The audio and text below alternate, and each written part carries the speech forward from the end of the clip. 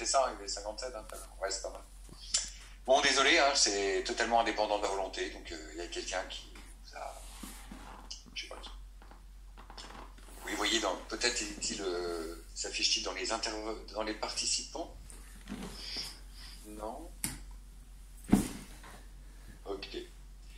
Bien, donc j'en étais là, donc un étudiant, Monsieur Quatremer, oui, ça date un peu, hein, c'est déjà des mémoires en 2003, c'est incroyable, hein, et on avait fait bosser là-dessus sur les histoires de réglage de cannes, etc. Donc,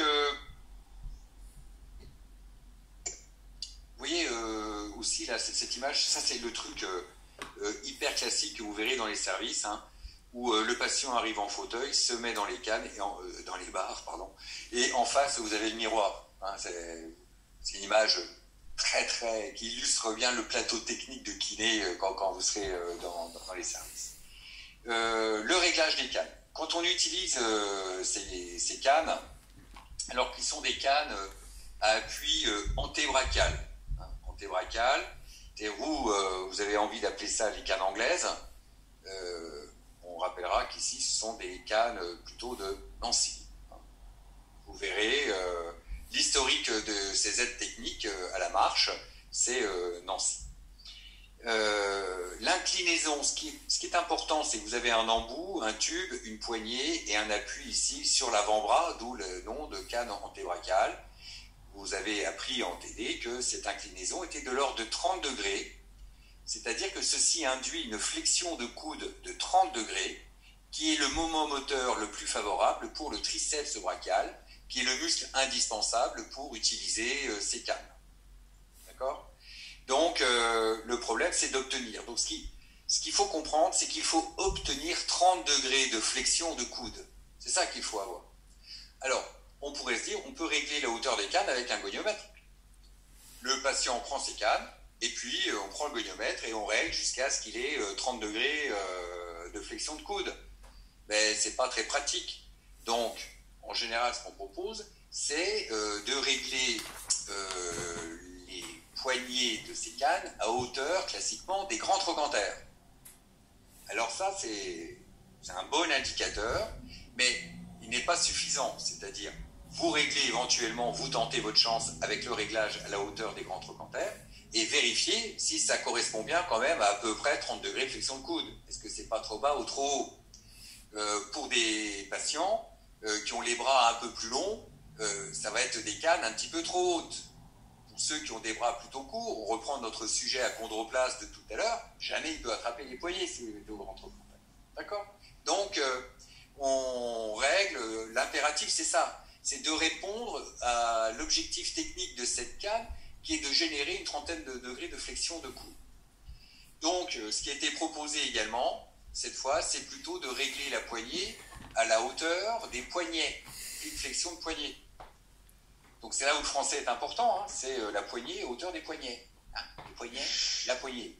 Okay, alors, en Lorraine, on ne se trompe pas trop, mais dans d'autres endroits, c'est peut-être à Marseille, c'est la poignée à hauteur des poignets. Là, je ne sais pas trop ce qui te dit. Donc, en Lorraine, on ne se trompe jamais. Donc, la hauteur des poignets, la hauteur des poignets. Et normalement, c'est pas mal. Ensuite, quand vous confiez des cannes, vous devez donc vérifier cette hauteur et qu'elle soit symétrique. Les patients aiment bien les bidouiller. Des fois, ils remettent un cran près et vous avez des cannes qui ne sont pas à la même hauteur. Comme pour votre voiture ou votre vélo, hein, vous vérifiez l'état des pneus aussi. Donc, est-ce que les embouts sont en bon état? Vous avez des patients qui, quand ils déambulent beaucoup avec, hein, il y en a qui vont marcher avec leur canne à vie, ils ont vite compris que quand l'embout était usé et que c'est le métal qui touche le sol, tu te ramasses une fois, après tu changes les embouts, hein, c'est normal. Donc, vérifiez tout ça. J'insiste beaucoup. Et après, vous allez apprendre à votre patient à marcher. Je ne sais pas si vous l'avez évoqué en TD ou pas, mais par exemple, peut-être parmi vous, là j'en ai vu qui se promenaient avec des cannes, comment avez-vous obtenu ces cannes, quoi? Soit vous êtes déjà branché quelqu'un qui vous les a filées ou les a réglées, mais en général, vous faites une entorse le dimanche au match de je sais pas quoi, bon je sais en ce moment c'est pas le truc, vous vous retrouvez aux urgences, vous tombez sur un externe qui sait bon, je vais vous faire un compressif, ouais, en tout cas, voilà, puis je vous fais une prescription pour une paire de cannes. Voilà, donc en général, tu n'as toujours pas de canne quand tu sors des urgences, donc tu es à cloche-pied où on te porte. Ensuite, tu rentres chez toi et on va te chercher des cannes, parce que toi, tu ne peux pas y aller. Et là, vous allez à la pharmacie de votre bled ou de votre quartier, et vous arrivez avec votre prescription de canne. Et en général, en face de vous, vous avez des pharmaciens qui sont très très branchés réglage de canne ou autre. Et la première question qu'ils vous posent, quelle couleur? Parce que j'en ai des bleus, j'en ai des dorés, c'est pour quel âge, tu vois, genre. Donc, bon, j'ai rien contre les pharmaciens, hein, désolé, faut pas le prendre méchamment. Ils ont pas mal de boulot, il paraît, en ce moment. Mais le réglage des cannes, c'est pas leur truc, quoi. Ils sont pas, faut pas leur vouloir, ils sont pas formés à ça.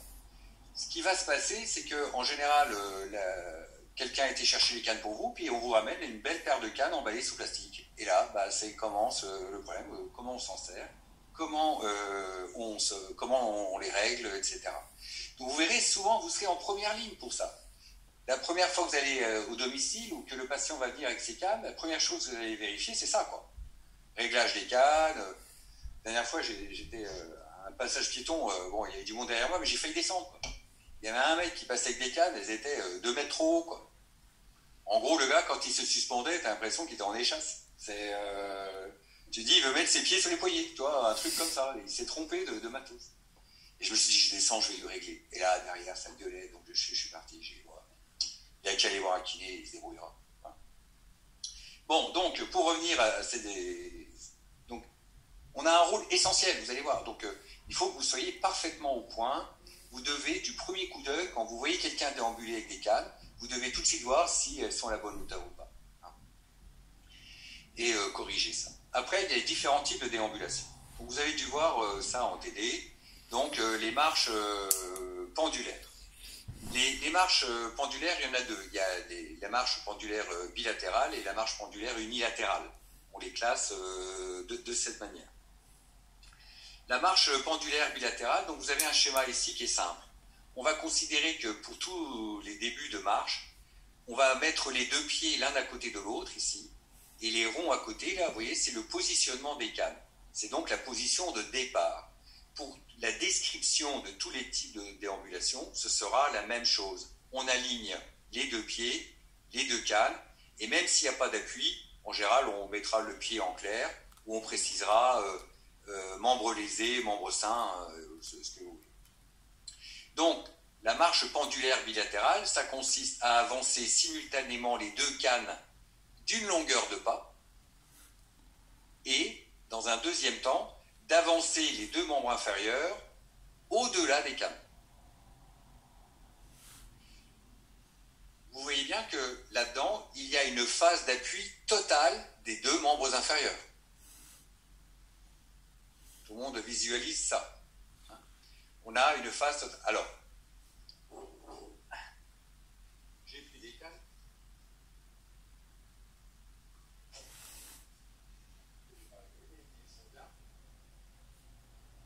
Donc je vais peut-être faire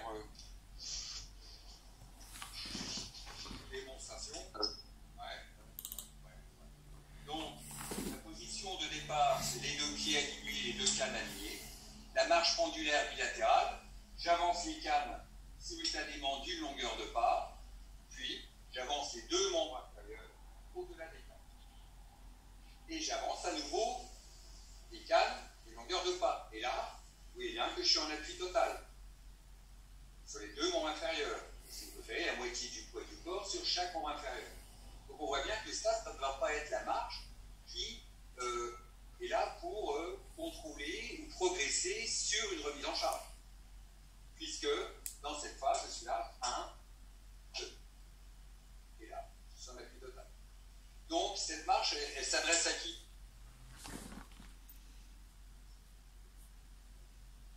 Pardon? Oui, pourquoi si j'ai 100% d'appui, j'ai besoin de 4? La douleur, bah, à un moment, je suis en appui total, je vais avoir mal.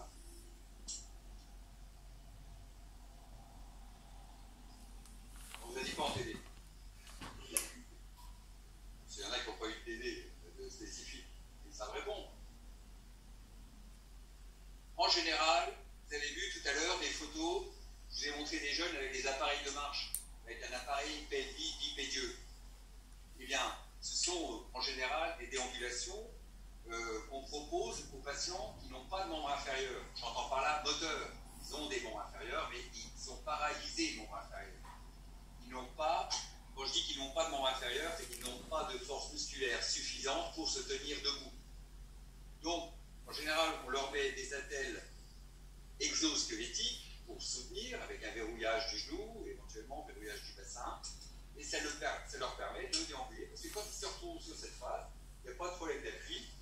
Les attelles ont verrouillé le genou, la hanche, la cheville, et le sujet va s'alancer et avec son équilibre à déambuler. Et on comprend bien pourquoi cette marche est dite pendulaire. Donc, faites le pendule sur ces deux cas.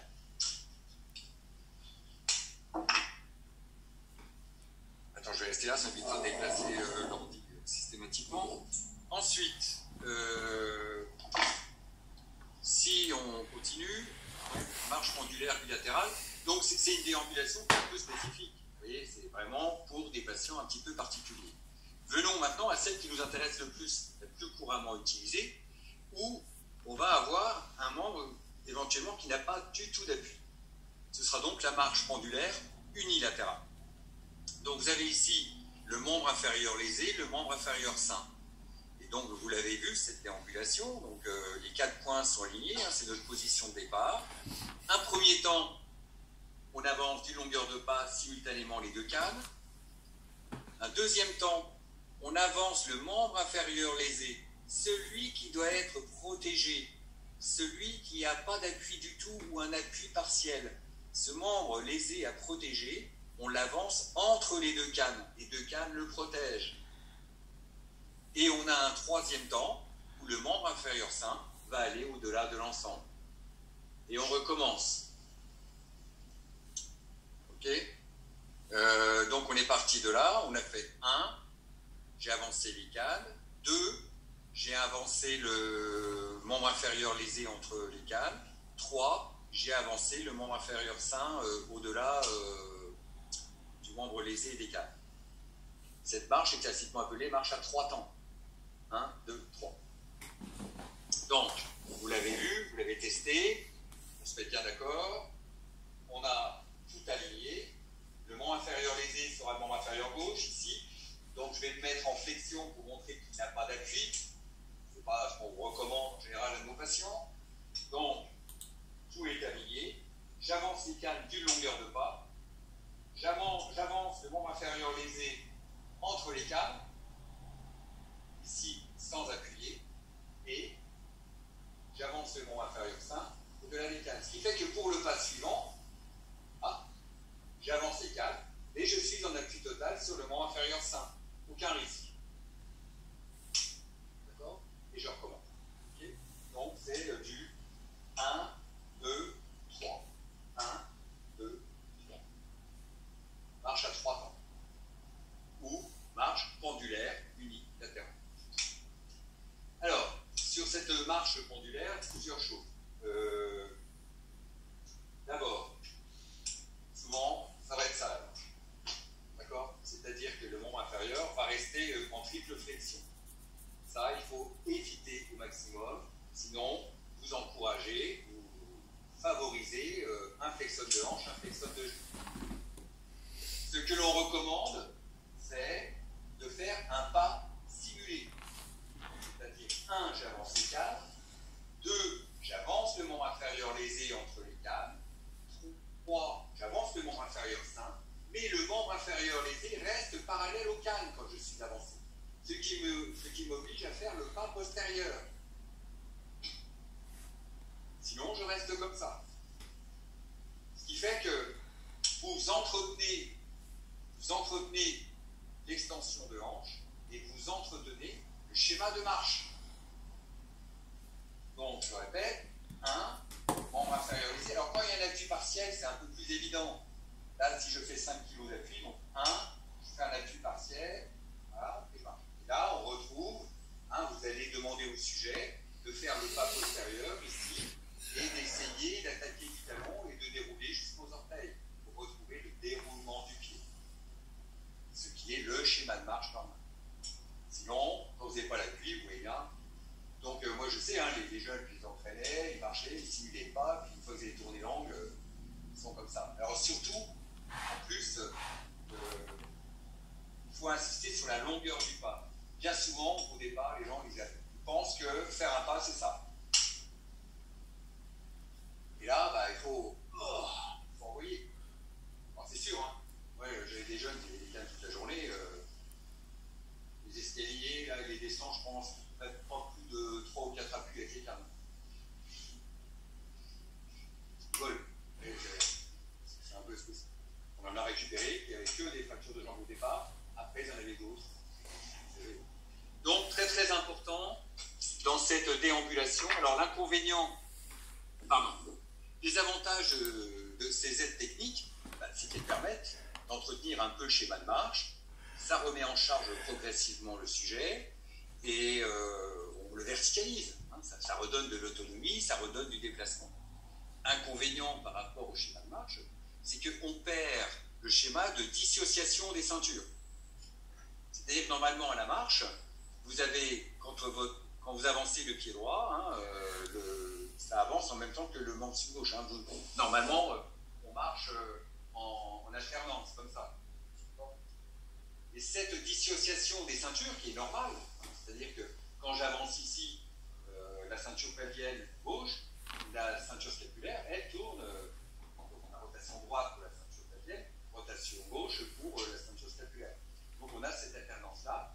Le fait d'avoir les deux câbles qui doivent rester strictement parallèles et qui avancent en même temps, c'est perdre la dissociation des ceintures. Et le risque, c'est qu'après, vous avez des personnes qui marchent un peu comme ça. Ils ne se servent plus de la ceinture scapulaire, ils sont beaucoup moins à l'aise pour reprendre tout ça. Donc, c'est un des inconvénients de cette marche pendulaire unilatérale.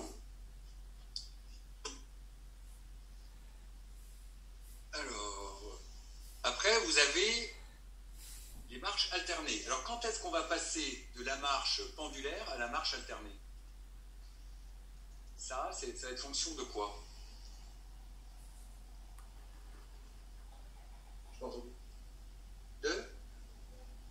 Du verrouillage du genou? Non.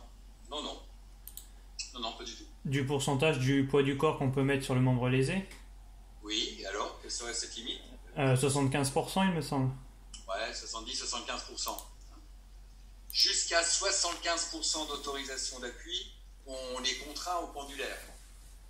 La marche alternée, c'est quand on aura plus de 75% d'appui. Comprenez que tout ça est imposé par l'autorisation d'appui. Combien je peux appuyer?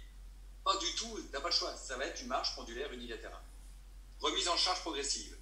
Il y a un 10, 15, 20, 30% du poids du corps qui sera toujours en marche pendulaire unilatérale. Et puis, progressivement, la mise en charge se fait bien, on intensifie un peu les choses. On va arriver à 3 quarts, hein, et 75% du poids du corps. Bon, ça devient du sérieux. On peut passer à un autre type de marche qui sera donc la marche alternée. Alors, la marche alternée, c'est un truc un peu compliqué comme ça. Donc, on retrouve le même schéma. 1, tu avances la canne opposée au membre inférieur lésé. 2, tu avances le membre inférieur lésé à hauteur de la canne. Vous comprenez que la canne ou les cannes sont toujours là pour protéger le membre inférieur lésé. Il faut avoir cette idée en fait. Suppléer. Une fois qu'on a fait ça, bon c'est bien, mais il faudrait qu'on continue à avancer. Donc en 3, j'avance la canne controlatéral au-delà du pied lésé. 4, j'avance le membre inférieur fin à hauteur de la canne que je viens d'avancer. Ça fait 4 temps. C'est la marche à 4 temps. Marche alternée, marche à 4 temps. Alors là, c'est une marche qui est soi-disant naturelle, sauf que quand vous le faites faire, ceux qui l'ont fait, vous vous êtes rendu compte que ça prend la tête. Donc, membre inférieur lésé à gauche. Donc, j'aligne tout au départ, hein, la position de départ qu'on a là. 1, j'avance la canne opposée. 2, j'avance le membre inférieur lésé à hauteur de la canne que je viens d'avancer. 3, je fais un pas de là avec la canne gauche et je viens appuyer 4 ici. 1, 2, 3, 4. 1, 2, 3, ça donne 1, 2, 3, là, là. Je suis plus suspendu sur les membres, sur les cales comme tout à l'heure. Quand j'étais en pendulaire, j'étais suspendu quand je faisais ça. Là, c'est le membre inférieur lésé. Et je peux le soulager uniquement avec mon petit appui sur les cales. Je ne suis pas ici, suspendu. Et donc là, je commence avec beaucoup d'appui. Donc il me faut au moins 75% d'appui. Et j'avance. Vous comprenez pourquoi il faut au moins 75% d'appui? Parce que ce passage à 1, 2, 3, ah oui, oui, là je ne suis pas en pendulaire, là. Je ne peux pas soulager. Là.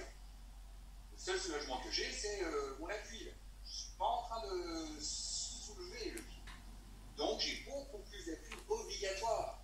Donc je ne peux permettre ce type de déambulation que quand j'ai au moins 75% d'appui. Très rapidement, quand on en a marre de se prendre la tête en faisant 1, 2, 3, 4, ça devient 1, 2. C'est ce que, très rapidement, quand vous voyez quelqu'un qui marche comme ça, 1, 2, petites étoiles, l'appui, ça commence comme ça. Si on veut continuer un petit peu, on propose de retourner les cannes. Quand on retourne les cannes, on enlève l'appui antébrachial. Et là, quand je vais faire 1, 2, 3, je peux quand même moins m'appuyer. C'est beaucoup moins stable. Beaucoup moins stable, ça veut dire je remets encore un peu plus de poids ici. Donc il faut du bon moyen fessier, hein, il faut que ça va bien en même temps. Et là, ça permet, quand quelqu'un, finalement, à la fin marche comme ça, je dis, toi, tu n'as plus besoin des câbles. Okay. Donc, ce type de déambulation, hein, les marches alternées, 4 temps ou 2 temps, sont des marches qui sont utilisées quand on a une autorisation d'appui importante, au-delà de 75%. L'intérêt de ce type quand on repasse par ce type de déambulation, c'est qu'elle nous redonne la dissociation des ceintures. On récupère la dissociation des ceintures avec ce type de déambulation. C'est donc une étape qui est toujours intéressante d'essayer de forcer un peu pour... mais vous verrez, quelqu'un qui a marché en pendulaire, vous le remettez à 4 temps, déjà vous qui marchez normalement, quand on vous met des cannes pour faire du 4 temps, c'est galère, parce que vous êtes là à réfléchir, alors que c'est une déambulation naturelle, et dès qu'on vous demande de la décomposer, ben on est franchement perdu. Et c'est un peu compliqué. Donc là, c'est la même chose, donc c'est la marche à 2 temps, hein, je ne vous explique pas, on avance les deux en même temps, hein, successivement. Dès 4 temps, tu enchaînes à 2 temps. Donc on voit bien qu'on a des marches à 3 temps, à 4 temps, à 2 temps, mais retenez bien, il y a les marches pendulaires, bilatérales, unilatérales, et puis les marches alternées. Voilà, 4 temps, 2 temps, c'est soit tu décomposes en 4, soit tu fais simultanément 2 temps. Marche avec une canne. Alors la marche avec une canne, normalement, vous êtes au point. Normalement, la marche avec une canne, elle se met du côté. Si c'est le membre inférieur gauche, ici, je dois changer. Si c'est le membre inférieur droit, la canne, je la mets à droite ou à gauche. Je la mets, bien sûr, controlatéralement. D'accord? Et là, je peux faire aussi 1, 2, 3. Ouais. Ou quand ça va bien, c'est 1, 2. Okay. Donc, là aussi, la canne est pour protéger le membre inférieur.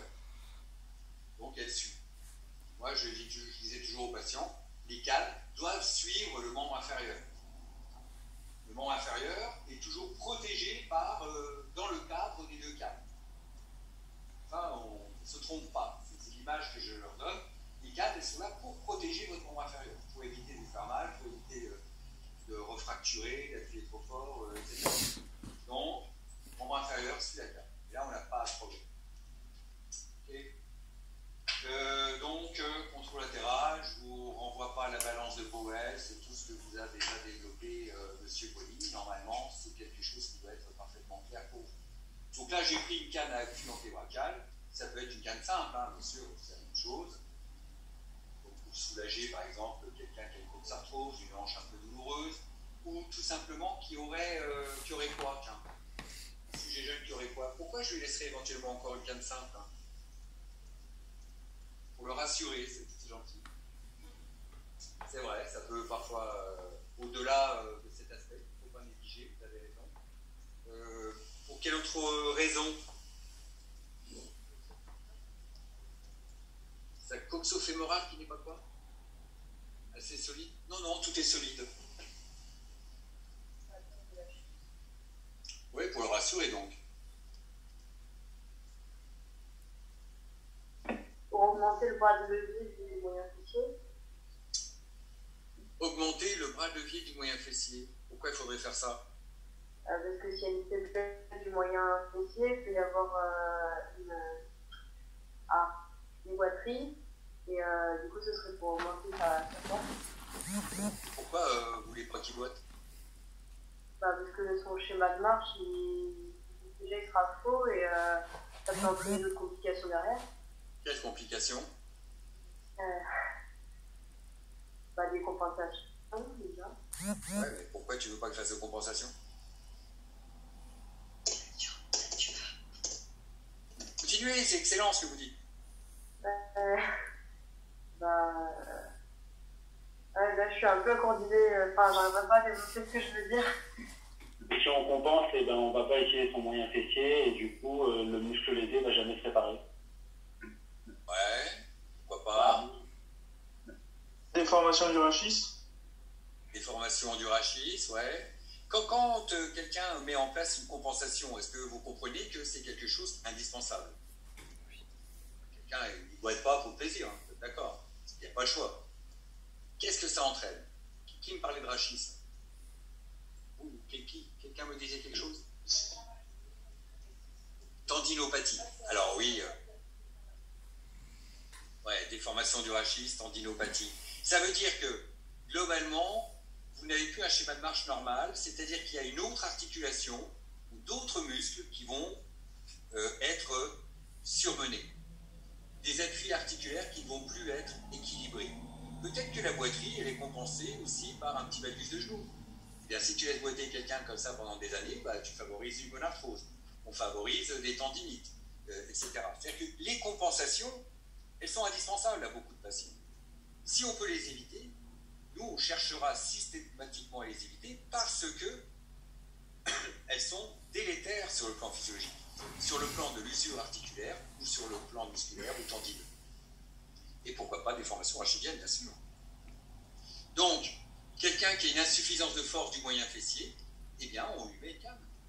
Tout simplement parce qu'on ne veut pas quelqu'un qui marche avec un trait de Ledbourg, si j'ai un moyen fessier insuffisant à droite, un Duchenne, il marche comme ça.